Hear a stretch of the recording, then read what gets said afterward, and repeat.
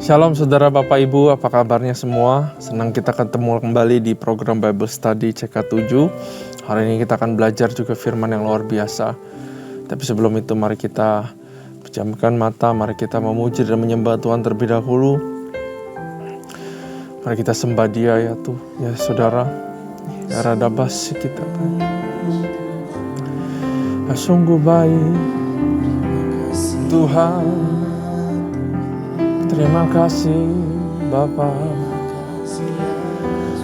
Haleluya, haleluya.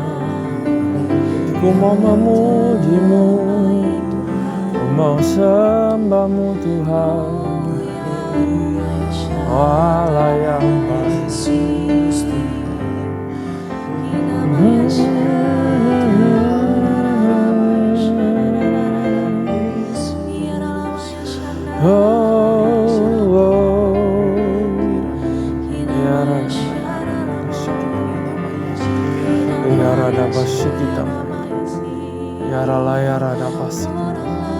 Thank you, Jesus.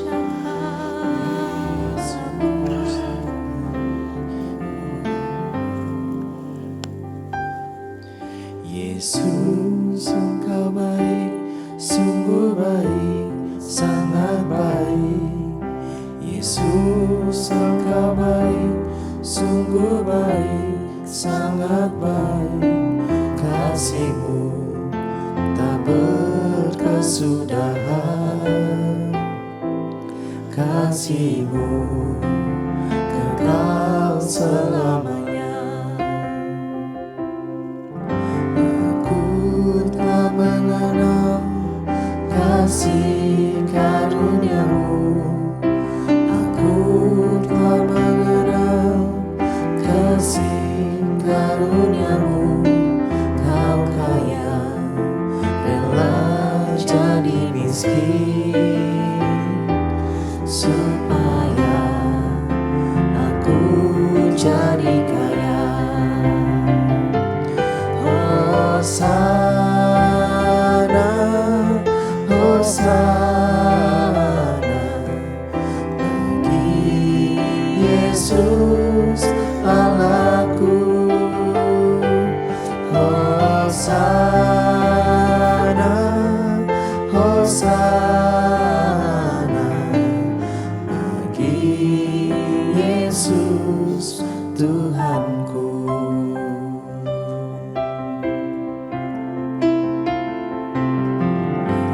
Yesus, Engkau baik, sungguh baik, sangat baik.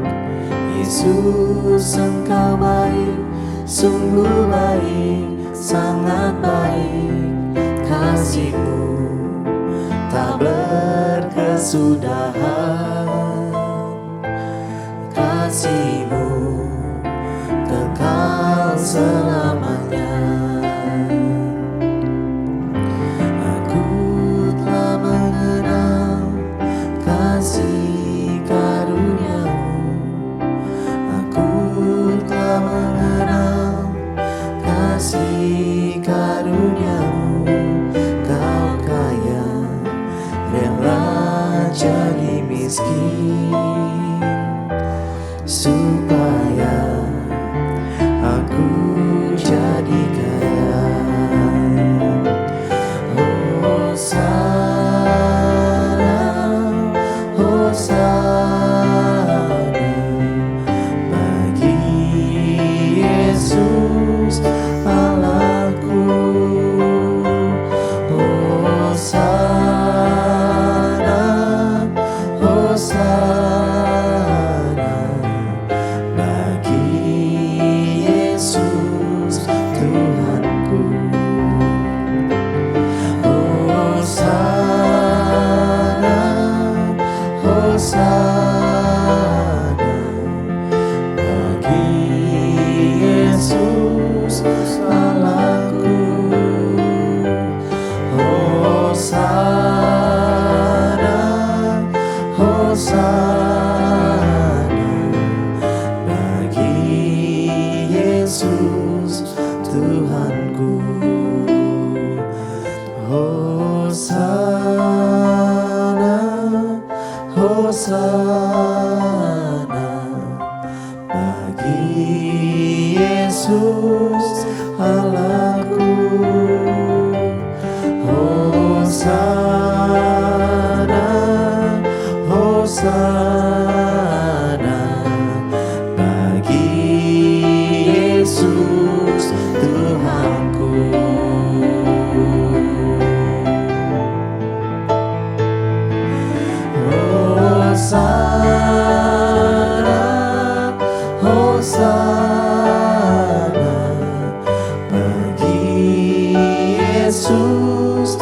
Allahku. Hosana, Hosana bagi Yesus Tuhanku. Hosana, Hosana bagi Yesus Allahku. Hosana, Hosana bagi Yesus Tuhanku. Bagi Yesus Tuhanku. Bagi Yesus Tuhanku.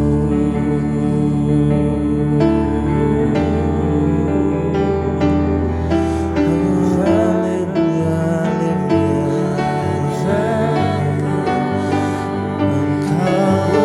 Engkau baik Tuhan, penyertaan-Mu sempurna Tuhan Yesus.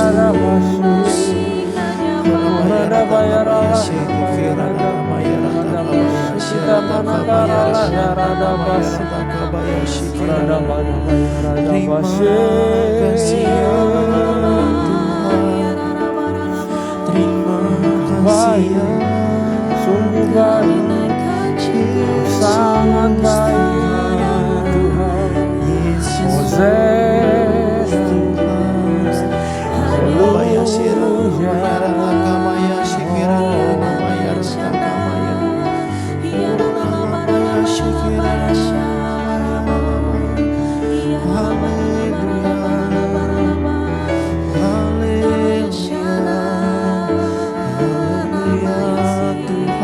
Yesus, terima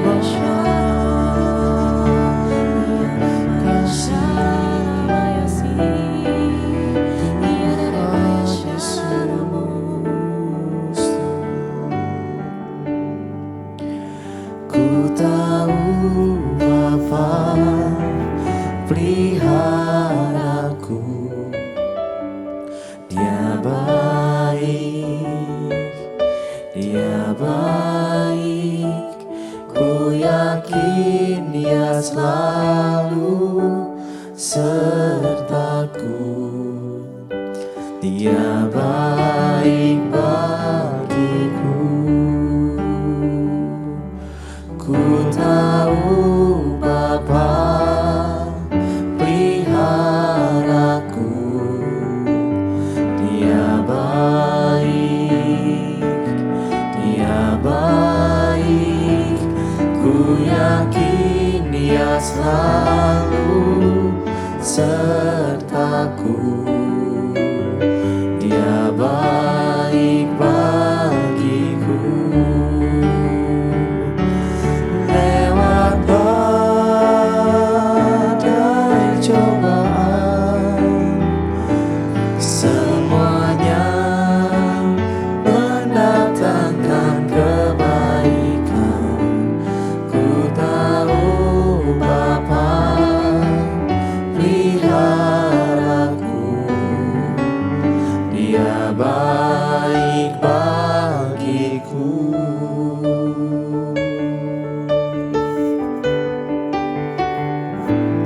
Ku tahu Bapa peliharaku,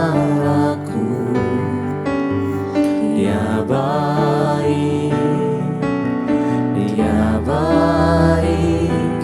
Ku yakin Dia selalu sertaku. Dia baik bagiku. Ku tahu Bapa peliharaku, Dia baik, Dia baik. Ku yakin Dia selalu sertaku.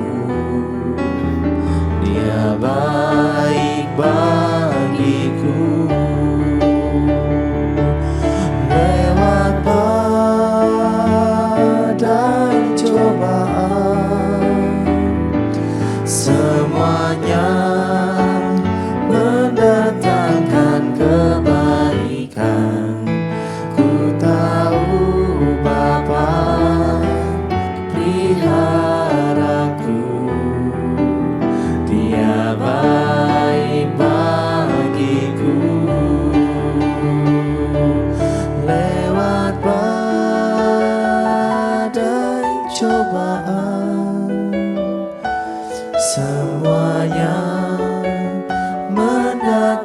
akan kebaikan.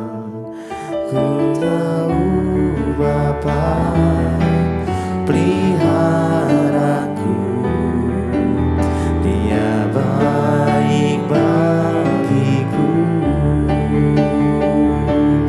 Lewat badai cobaan, semuanya mendatangkan kebaikan.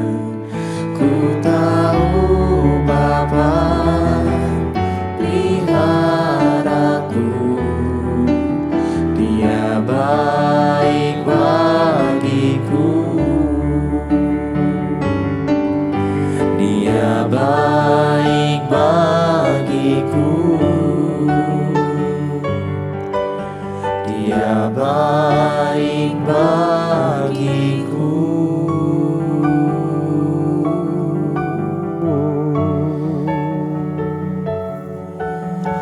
Ya rada basi kita bayar.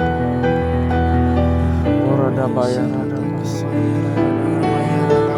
Oh baik Tuhan, oh baik Tuhan, peliharaku Bapa.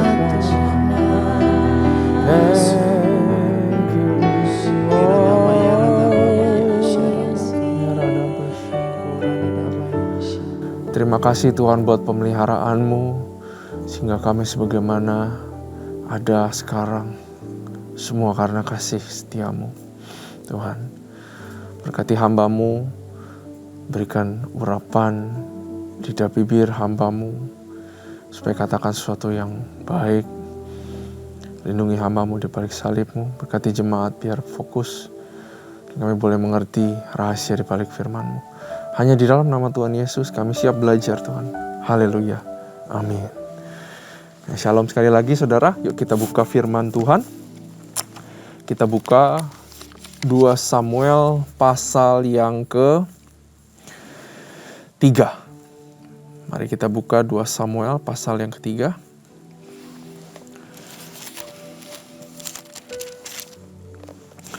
Dua Samuel 1, Daud mendengar kematian Saul, Daud berkabung. Pasal 2, Daud move on, menjadi raja atas Yehuda, diurapi, diangkat oleh bangsa Yehuda. Isi-Boset jadi sisanya. Ada Yoab panglima Daud, ada Abner itu panglimanya Isi-Boset. Abner itu bekas panglima high generalnya dari Saul. Jadi punya power yang sangat luar biasa sekali Abner. Nah pasal ketiga akan diceritakan anak laki-laki Daud, akan cerita Abner memihak Daud. Abner dibunuh oleh Yoab juga saudara. Jadi pasal 3 ini kalau kita bisa lihat dari perspektifnya cukup terjadi politik saudara. Di sini kita akan melihat hal-hal yang cukup menarik. Kita baca dari pasal 1 ayat 1. Peperangan antara keluarga Saul dan keluarga Daud berlarut-larut. Daud kian lama kian kuat, sedang keluarga Saul kian lama kian lemah. Di dalam persengketaan pasti ada korban, pasti ada pihak yang dirugikan. Ada baiknya apabila persengketaan tidak perlu terjadi, mendingan sudah tidak perlu terjadi saudara, karena akan menyerap energi dan pasti akan merugikan kedua belah pihak pada akhirnya. Ya, nggak cuma menguntungkan satu belah pihak saja, pasti akan merugikan keduanya. Anak-anak laki Daud.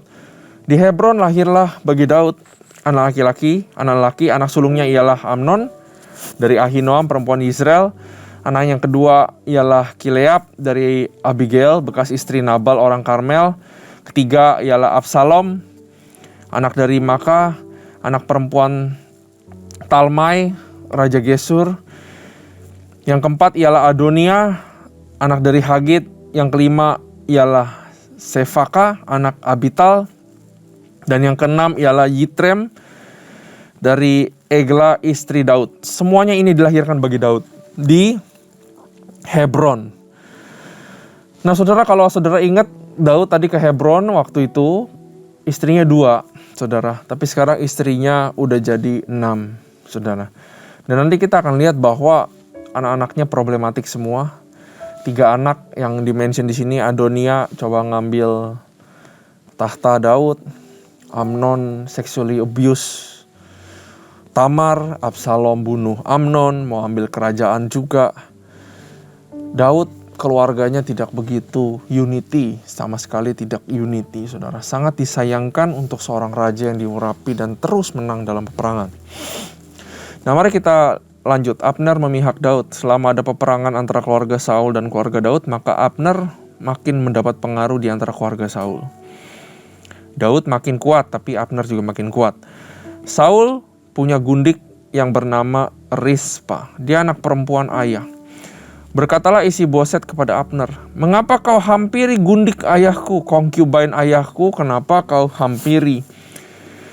Lalu sangat marahlah Abner karena perkataan Isi-Boset itu. Katanya, "Kepala anjing dari Yehudakah aku? Sampai sekarang aku masih menunjukkan kesetiaanku kepada keluarga Saul ayahmu, kepada saudara-saudaranya dan kepada sahabat-sahabatnya, dan aku tidak membiarkan engkau jatuh ke tangan Daud.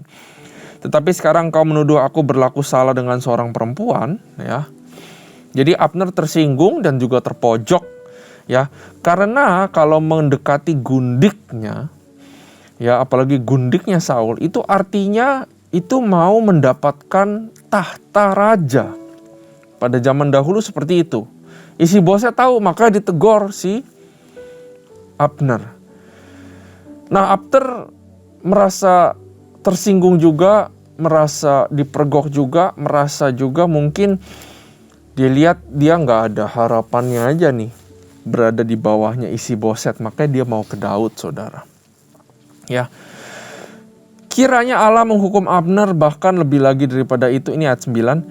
"Jika tidak kulakukan kepada Daud seperti yang dijanjikan Tuhan dengan sumpahnya kepadanya, yakni memindahkan kerajaan dari keluarga Saul dan mendirikan tahta kerajaan Daud atas Israel dan atas Yehuda dari Dan sampai dengan Beersheba." Dan itu yang paling utara, Beersheba itu yang paling selatan. Ya. Jadi Abner itu tahu sebenarnya yang diurapi itu Daud, bukan Isi-Boset. Semua tahu. Bahkan Abner pun tahu.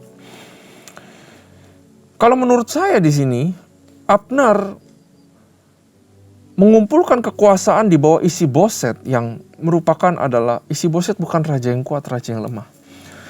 Di situ dia bisa jadi kuat pengaruhnya. Betul, makanya ditulis pengaruhnya jadi kuat.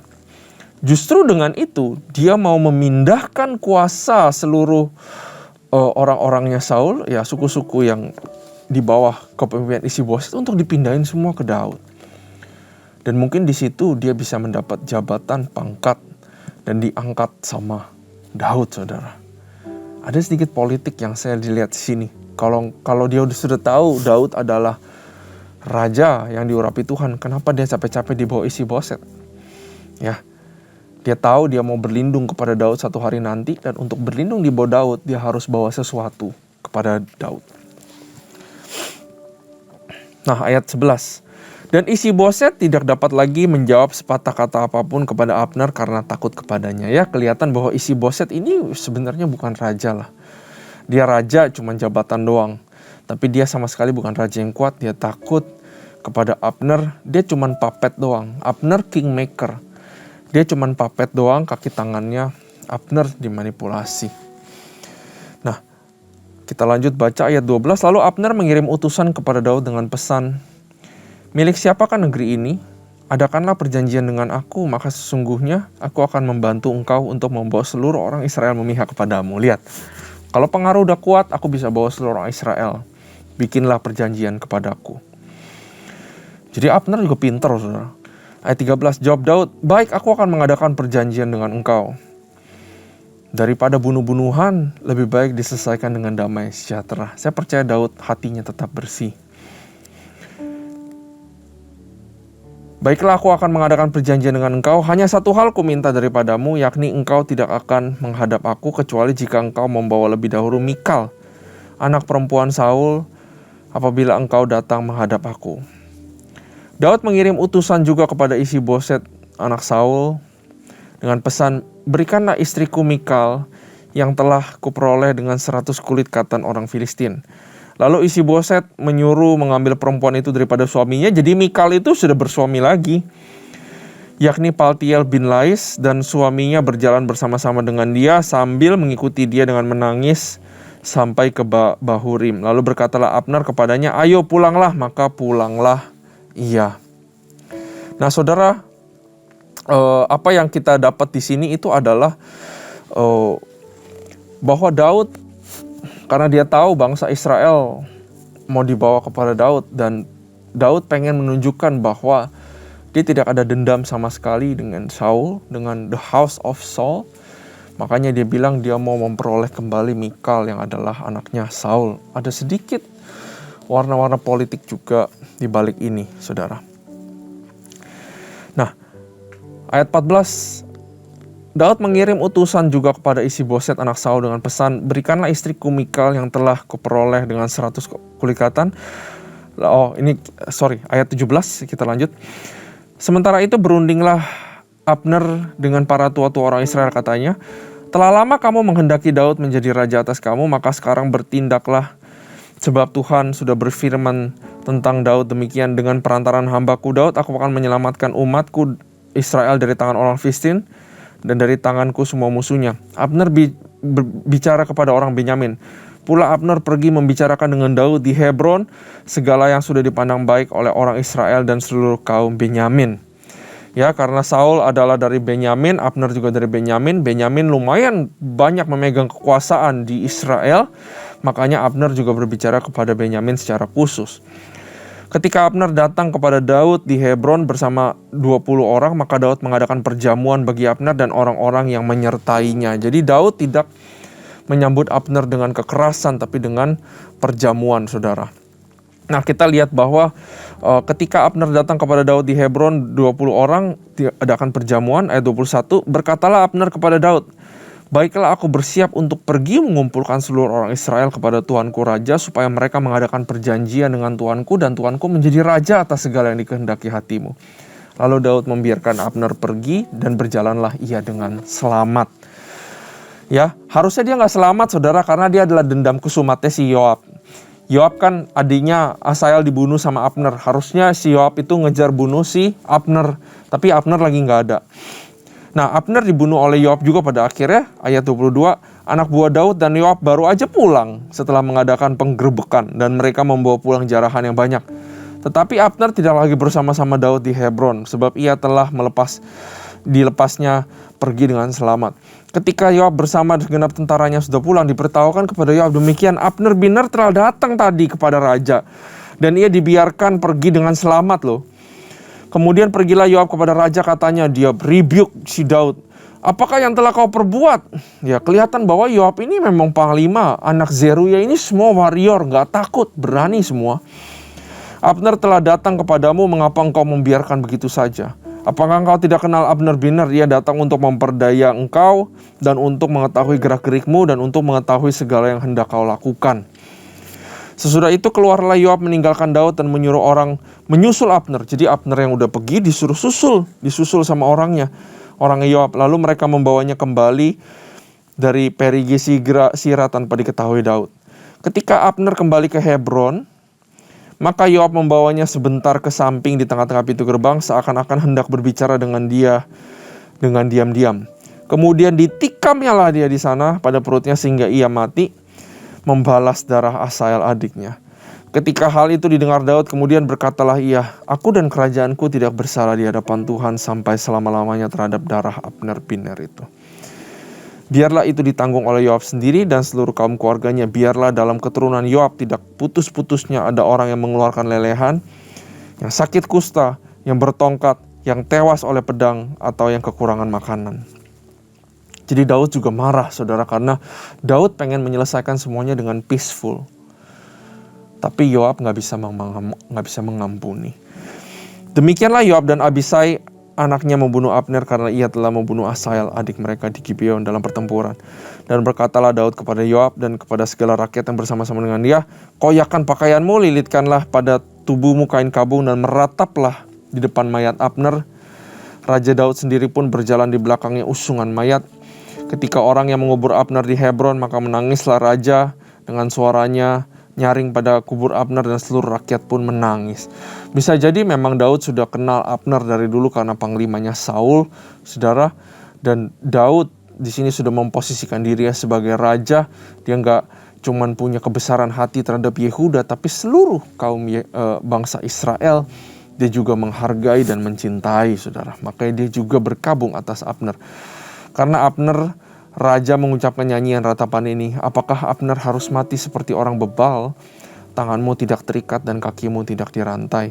Engkau gugur seperti orang gugur oleh orang-orang durjana. Dan seluruh rakyat itu makin menangis karena dia. Ayat 35, seluruh rakyat datang menawarkan kepada Daud untuk makan roti selagi hari siang. Tetapi Daud bersumpah, katanya, kiranya Allah menghukum aku bahkan lebih lagi daripada itu, jika sebelum matahari terbenam aku mengecap roti atau apapun. Ketika seluruh rakyat melihat hal itu, mereka menganggap hal itu baik. Seperti segala sesuatu yang dilakukan raja dianggap baik oleh seluruh rakyat. Maka tahulah seluruh rakyat dan seluruh Israel pada hari itu bahwa pembunuhan Abner bukanlah rancangan raja. Bersih nama Daud, saudara. Ayat 38, kemudian berkatalah raja kepada para pegawainya, tidak tahukah kamu bahwa pada hari ini gugur seorang pemimpin, seorang besar di Israel? Tetapi aku ini sekarang masih lemah, sekalipun sudah diurapi menjadi raja, sedang orang-orang itu, yakni anak-anak Zeruya, melebihi aku dalam kekerasan. Kiranya Tuhan membalas kepada orang yang berbuat jahat setimpal dengan kejahatannya. Nah, saudara, apa yang kita belajar di sini? Daud bisa dibilang pengen damai. Dia memaafkan Abner karena Abner mengangkat Isi-Boset sehingga terjadi perseteruan, saudara. Tapi Yoab tidak memaafkan Abner. Daud punya hati yang besar, punya pandangan yang besar ke depan. Buat apa ada perseteruan, pedang memakan gak habis-habisnya. Tapi Yoab tidak bisa mengampuni. Kita belajar bahwa di sini Daud bisa memaafkan, tapi Yoab tidak bisa memaafkan, saudara. Ini adalah untuk retrospektif kita, untuk evaluasi kita. Apakah kita sebagai orang Kristen juga menjadi orang yang mudah untuk memaafkan, saudara? Janganlah seperti Yoab menyimpan dendam. Kalau balas dendam atau menyimpan dendam itu seolah-olah kita itu sebenarnya sedang minum racun dan kita mengharapkan orang lain yang mati, padahal kita sendiri yang akan mati. Ya, mengampuni bukan artinya lupa terhadap kesalahan orang, kejahatan orang kepada kita. Selamanya kita nggak bisa lupa, saudara. Tapi mengampuni itu artinya apa? Tidak memakai kesalahan mereka yang dulu mereka lakukan kepada kita sebagai fondasi untuk kita menghukum atau memperlakukan mereka. Itu namanya mengampuni. Bersih total.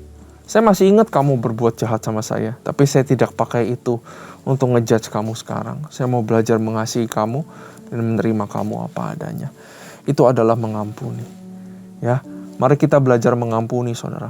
Mengampuni itu melepas dan let go kepada Tuhan yang menjadi hakim. Mengampuni itu melepas sampah-sampah dan racun-racun yang sebenarnya menggerogoti diri kita. Banyak yang gak tahu bahwa forgiveness adalah keuntungan. Ya, membalaskan dendam bukanlah keuntungan, saudara. Mengampuni adalah berkat yang kita datangkan kepada diri kita sendiri. Pengampunan itu indah, saudara. Dan pengampunan itu adalah keputusan iman. Karena itu pengampunan jangan main yang namanya perasaan. Ya, mengampuni adalah menyalurkan kasih karunia yang sudah Tuhan berikan kepada kita. Toh kita juga orang-orang yang diampuni Tuhan. Mari kita tundukkan kepala. Bapa, aku khusus berdoa hari ini untuk semua yang mendengarkan. Biar kami beroleh hati yang baru dan kantong anggur yang baru. Dan kami mau belajar untuk mengampuni. Berikan kami kekuatan untuk mengampuni orang-orang yang bersalah kepada kami. Biarkan kami let go semuanya. Kami buang semua racun yang ada di dalam kehidupan kami. Ya, biar kami tidak ngejudge mereka lagi. Tidak pakai kesalahan mereka yang dulu untuk ngedefine bagaimana mereka sekarang, Tuhan. Kuatkanlah kami, berikanlah kami iman yang cukup untuk mengampuni orang-orang yang bersalah. Karena kami juga terlebih dahulu diampuni oleh Engkau. Terima kasih Tuhan, hanya di dalam nama Yesus. Haleluya. Amin. Tuhan Yesus memberkati.